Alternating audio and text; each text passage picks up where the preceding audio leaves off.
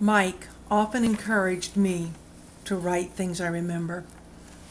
My great maternal grandmother was a midwife, and she was by Mama's side when I was born. I remember for a long while she and Pat Anderson Nettles lived in a house with a clay floor. Oh yes, it had to be swept and washed. Her name was Mary Jane Nettles. She was quite active in the community as she was a registered midwife. She'd travel quite a few miles in horse and buggy and later T-model car to get help for another baby, bringing a baby into this world. I remember when she died. Families gathered at her home. The ladies were in the kitchen and would not let us small ones in. A door had been taken off hinges and laid across two straight chairs for a cooling board. Meanwhile, the ladies were cooking and preparing meals and preparing Ma's body for burial. They washed and dressed her. A few children played outside. The porch had been started and the joists or underwood had been nailed into place.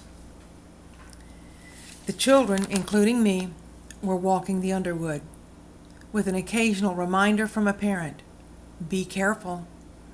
Believe me, no matter which parent it was, be careful was meant for each of us. The men were in the yard making a box from boards that had been cut and laid up long before Ma had passed away.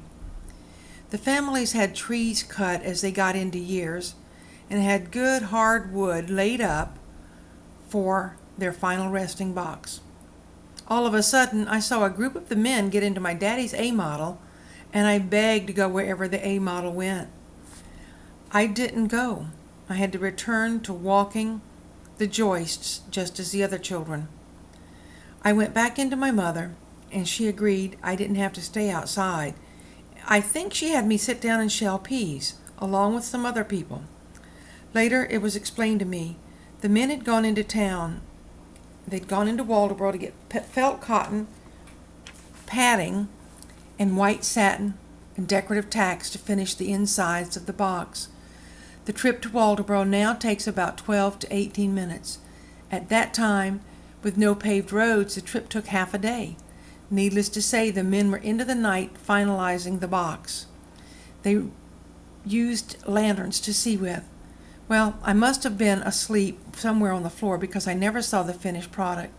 But Ma lays at the back end of Shiloh Baptist Church in a family plat.